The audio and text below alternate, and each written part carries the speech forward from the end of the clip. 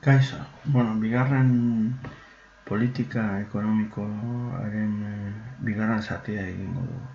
Hemen daukagu, hitz egingo dugu, nola funtzionatzen duen, lehenguan ikusi ditu zeintzuk diren tresnak, eta hemen ikusiko dugu politika ekonomikoa nola funtzionatzen duen, eta politikoek ero gobernuko agintariek nola lan egiten duten.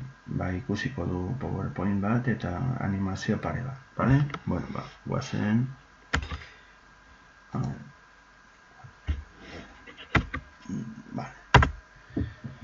Politika ekonomikoa, merkatu makroekonomikoan eta oreka makroekonomikoan oinarritzen da. Zertatik joa politika ekonomikoa, agintariek bakarrik mugitu behar dute oreka makroekonomikoa lortu nahi duten helburuaren arabera. Orduan, segun zein izango den helburua, agintariek saiatzen dira mugitzen oreka makroekonomikoa alde batera edo beste. Orduan, hori dela eta importantea da, ulertzea zein den tresna edo tresnak eta nola erabili behar diren segun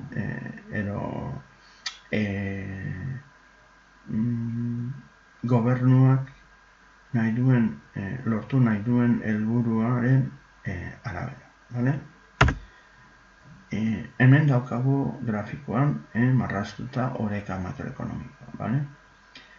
Agintariek nahi badu ekoizpen maila edo enplegua handitu, orduan oreka makroekonomikoa eraman behar dugu eskumanat. Hemen grafikoan ikusten dugun moduan, oreka makroekonomikoa ikusten dugu erdiunean, baina ardatz horizontalean ekoizpen maila eta enpleguan neurtzen dugu. Orduan, hori nahi badugu handitu, saiatu behar gara oreka makroekonomiko hori eskumanantzera matea. Baina, agintarien helburua bada prezio maila kontrolatzea, inflazioa gutxitzea, edo horrelako bat, orduan, oreka makroekonomikoa saiatu behar da berantz eramatea. Da, orduan, ikusten duguna da, prezio maila neurtzen duguna ardatz vertikal honetan, saiatu behar garena da, hau berantz eramaten, edo ez joan dadila gorantz. A ber, segundotxo.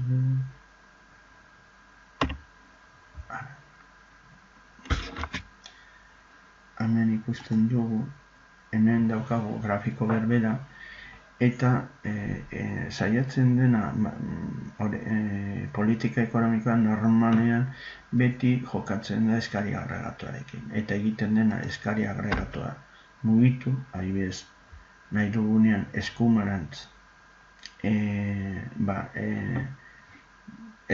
eskumarantz eramatea oreka makroekonomikoa kasu honetan bezala, ikusten, eta ikusten dena, hemen ekoizpen maila eta enplegu maila handitu dela.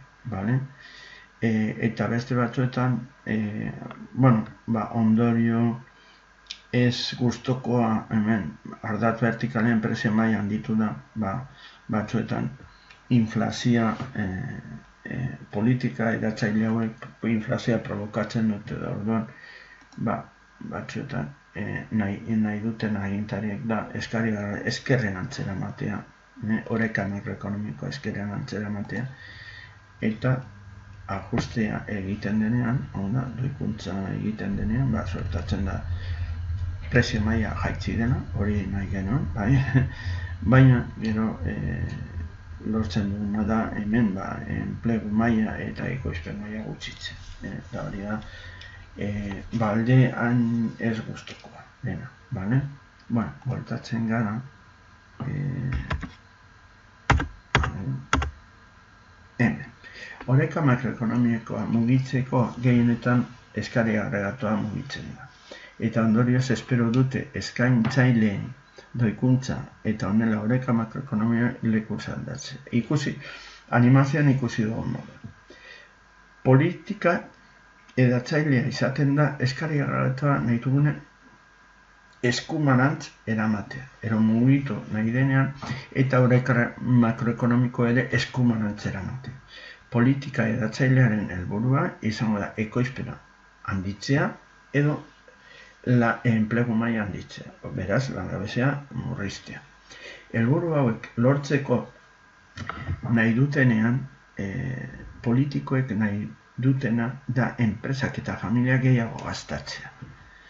Horregaitik nahi dugu eskari aurreratua eskumanantz mugitzea. Zergaitik formula ikusten dugu. Eskari aurreratua da osagarri batzuen batuketa. Kontsumoa, inbertsioa, gasto publikoa eta orduan, familia kontsumitzen dutenean gehiago, edo enpresak inbertsio gehiago egiten dituztenean, edo administrazio publikoak gasto publikoa handitzen duenean, zer suertatzen da, eskari garratua handitzen da. Eta hori, suertatzen da, hemen,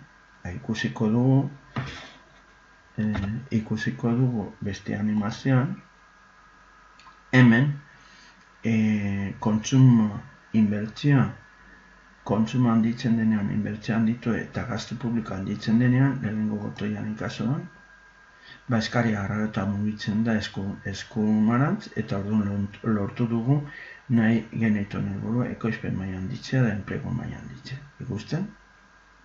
Bale?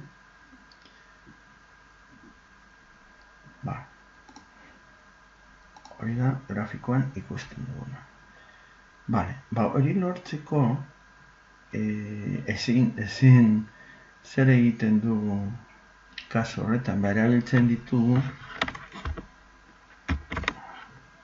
ditugu zerga politika tresnak. Adibidez, komeni dena kasu horretan da zerga gutxitzea. Orduan, familiak eta enpresak diru gehiago daukate gastatzeko. Bale? Zerga gutxiago ordaindu behar badituzte. Kontsumoa eta inbertsioa handitzen dira eta eskari garratua eskumanantz joango da. Bale? Baita ere gauz efektu berbera lortzen du gastu publikoa handitzen du. Eskari agregatuaren osagarria den gastu publikoa honekin eskari agregatua eskumanantz eramate. Eskari agregatua lortzen dugu handitzen. Moneta politika tresnak erabiltzen dira. Moneta kantitate handitu. Sisteman diru gehiago zirkulatzen badau, banku zentral diru kantitate handitu dutelako, familiak eta enpresak orduan handitzen dute kontsumoa eta inbertsioa. Ikusten dute diru gehiago zirkulatzen ari dira sisteman, eta orduan momentu egokia igual dela kontsumitzeko eta inbertsioak egiteko. Orduan horrek egiten duena da eskari garratua eskumarantze bidali. Edo interestasa jaitzi. Banku zentralak gutxitzen du interestasa, orduan familiek eta enpresek interes gutxiago ordaindu behar dituztenez beraien maileguetan, mailegu gehiago eskatzen dute eta kontsumorako eta inbertsioak egiteko. Bai familia kontsumoa eta enpresek inbertsioa. Orduan, egoera honetan ere eskari agregatua eskumanantz joango da. Hemen ikusten dugu grafikoa, lehen animazioan ikusi duguna, eta konklusio bezala esan dezakegu eskari agregatua eskumanantz eramateko egin behar dena da zerga gutxitu edo gastu publiko gehitu edo biak. Eta moneta politikan edo moneta kantitatea gehitu behar da sisteman era interes tasa jaitsi. Ikusiko dugu politika murriztailea. Hau da, kontrakoa. Esan dugunez, oreka makroekonomikoa mugitzeko gehienetan politikariek eskari agregatua mugitzen dute. Eta ondorioz, esperoa da, eskaintzaileek nola egiten duten doikuntza, eta honela oreka makroekonomikoa beste leku baten dago. Politika murriztailea izaten da eskari agregatua eskerrenantz mugitu nahi denean, eta oreka makroekonomiko ere eskerren. Politika murriztaileare Helburua normalen izaten da prezio maila kontrolatzea eta inflazioa dagoenean sistema ekonomikoa inflazioa gutxitzea. Helburu hauek lortzeko nahi dutenean politikoa nahi dutena da enpresak eta familia gutxiago gastatzea. Hau lortzen da familia kontsumoari eta enpresek beraien inbertsioen laguntza horiek kentzen diotenean gobernutik edo administrazio publikotik. Eta kasu horretan administrazio publikoak ere, logiko izango litzateke gutxiago gastatzea. Eskari politika ohiko honetan. Hemen ikusiko dugu animazioarekin zer sortatzen den. Hemen bigarren botoian ikusten dugu kontsumoa gutxitzen bada eta inbertsioa gutxitzen bada, bai esan dugulako edo zergak handitu dituztelako edo gastu publikoa gutxitzen duelako gobernua edo diru kantitate gutxiago daukagulako sistema, variable horiek iriango gara ikusten, sortatzen dena, da hemen ikusten du, eskari agregatua eskerrentza mugitzen da, eta orduan lortzen dugu prezio maila jaistea. Orduan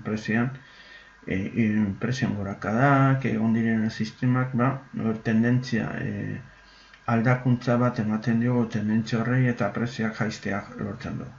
Baina horren ondorio negatiba da gutxiago ekoizten dugula eta enplegu maila ere utzitzen dela, con lo cual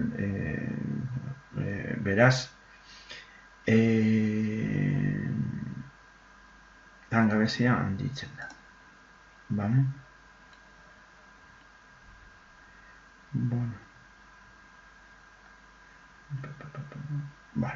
Formula hemen ikusten da, bai? Ikusten da formula nola kontsumoa gutxitzen den, zergak handituz, bai? Inbertsioa gutxitzen da eta gastu publikoa ere gutxitzen. Tresnak joango gara ikusten, zergak handitu. Zergak handitzen badira, familiak eta enpresa diru gutxiago daukate gastatzeko. Ordu gutxiago kontsumituko dute eta enpresak inbertsio gutxiago egingo dituz. Eta horrekin, pizka bat horrekin, lerro horrekin koherentea izateko, orduan administrazioak ere, gobernu, eskari agregatua, aurrengo puntua gazatu, esparkatu. Orduan esan dugu, kontsumoa gutxitu eta inbertsioa gutxitu. Ondorioz, eskari agregatu eskarren joango da, bane? Eta oreka makroekonomikoa ere bai. Gastu publikoa gutxitu, da bigarren tresna. Koherentea izateko, goiko puntuarekin, nahi duguna da inflazioa kontrolatu eta medizina emoten duguna familia eta enpresi bada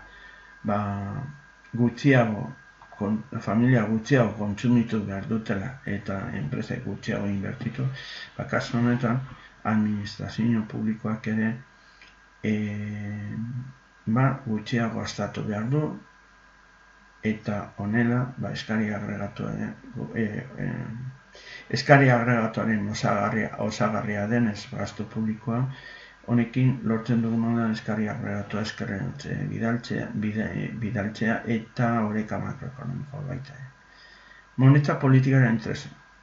Moneta kantitatea gutxitu. Sisteman diru gutxiago zirkulatzen bada, banku zentralak diru kantitate gutxitu dutelako, hau da, dirua kentzen dio sistemari, hori egiten du banku zentralak, familiak eta enpresa gutxitzen dute kontsuma eta inbertsio. Diru gutxiago dagoenez, mugitzen, gutxiago kontsumitzen dute familiak eta gutxiago inbertitzen dute enpresek. Orduan eskari agregatua eta oreka makroekonomiko eskerren doaz. Interes tasa handitu, banko zentralak handitzen du interes tasa. Orduan familiak eta enpresak interes gehiago ordaindu behar dituzte beraien maileguetan. Orduan maileguak ez dute eskatuko, interes gehiago ordaindu behar badira, mailegu gutxiago eskatuko dute. Orduan, kontsumoa familiak gutxiago kontsumituko dute eta enpresek inbertsio gutxiago egingo dute. Eskari aurreratu horrekin eskerrerantz joango. Vale? Hemen ikusten dugu grafikoa. Orduan, konklusio bezala, esan dezakegu eskari aurreratu eskerrerantz eramateko, zergak handitu, gazte publikoa gutxitu, moneta kantitatea gutxitu, eta interes tasa handitu. Bai? Eta lortuko duguna da hemen vertikalki prezio maila jaistea, edo kontrolatzea gutiena, baina gero eragozpena izan daiteke, hori gutxiago ekoizten dugula, eta enplegu maila gutxitzen dela, eta langabezia handiagoa izango dela. Vale? Eta hori zen bigarren zatian, ikusi duzue, eta, bueno, ikusi eta zerbait badakizue zein da gure lema klasekoa, gelditu eta galdetu. Zalantzari badaukazue, galdetu. Bai? Agur.